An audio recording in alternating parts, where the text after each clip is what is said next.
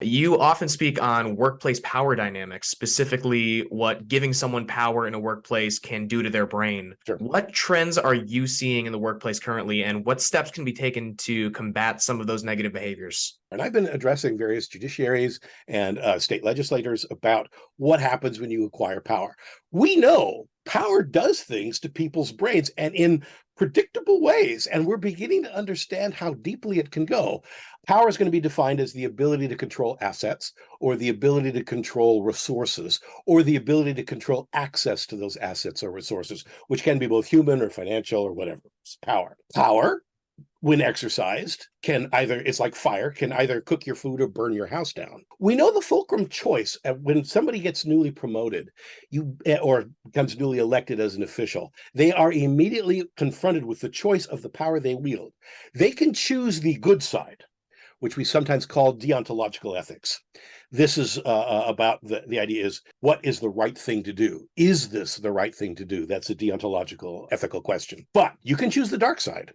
And if you choose the dark side, we know what happens to you.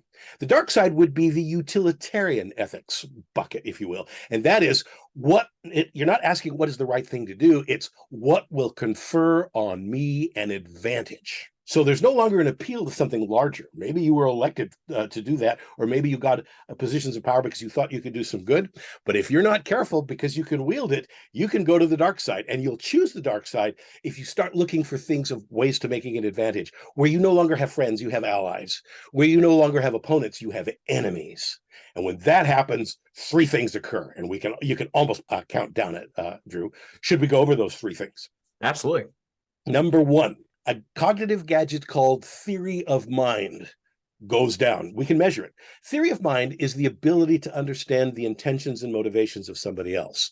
It's got two components to it. Number one, it's almost like mind reading. If you're with people who have strong theory of mind skills, they can be scary because it's like they're reading your mind. The two gadgets are this: the ability to penetrate inside someone else's psychological interiors, and with very little cueing, understand the rewards and punishment systems inside those interiors. So you're penetrating inside to understand someone else's mental life. That's why it's called a theory of mind. You're developing a theory of their mind. The second gadget, though, is the most interesting to me because it's a boundary issue. People with strong theory of mind know at all times that the person they're beaming at, that they're trying to understand, they have a set of rewards and punishment systems that are unique to themselves, but they may not be the same ones that operate in your mind. But you have the tacit realization that they are going to operate like their rules and not your rules because you are not the center of their life. I call it John Medina's second law of marriage. Here it is. What is obvious to you is obvious to you. When you acquire power, that can be beautiful skill of theory of mind begins to erode, and you begin to lose the ability to accurately decode the emotional information inside someone else's face, and you're beginning not to understand their intentions as they exist, but only as a warped version of it that would satisfy the ethical choice you made, which was to what can give me an advantage. That's the first thing that happens. Mm. Here's this.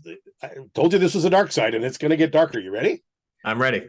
Number two, your feelings of entitlement begin to go up. You begin to feel like you deserve some of the accolades. People are starting to come towards you, not because they care about you, because they don't. They care about what you could provide for them, because they may be operating with the same utilitarian ethics that you have chosen on. But I have two great quotes from researchers. If you don't mind, I'll read them. It summarizes the research nicely. Now, here it is.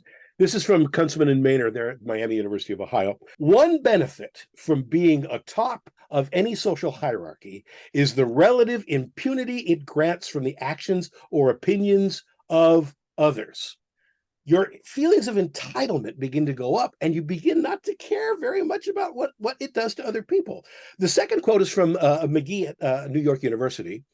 People with power not only take what they want because they can do so unpunished, but also because they intuitively feel they are entitled to do so. So if the first thing is that your transponder's beginning to go off, you no longer can accurately decode the information inside someone else's face. The second is you're beginning not to care because you're entitled and you think you can do anything you darn well please. That's the second of three things that happen. The third one like I said, they get darker, and here it is. For reasons we don't understand, and this actually happens to both men and women, interestingly enough, when you increase your power, you become more willing to sexualize your environment. You begin to see your world primarily in sexual terms after a period of time. We have a great term for it. It's called self-perceived mating value. Because you have acquired power, you all of a sudden are beginning to think you have greater mating value than someone else. And we do know that in both men and women, when you acquire power in the way that I have defined it, and by the way, that's Dr. Keltner's definition of it, access to resources and interpersonal resources, your testosterone levels go up. So after a while, you have this perfect storm. To answer your question in full, if you choose the good side of power, you can do a tremendous amount for a lot of people, and a whole lot of cool things can happen. But if you choose the dark side, if you go to the utilitarian section, you'll begin to lose the ability to understand the emotional environment that's around you. You begin to feel over entitled and not to care what your actions do to other people, and you want to have sex with everybody.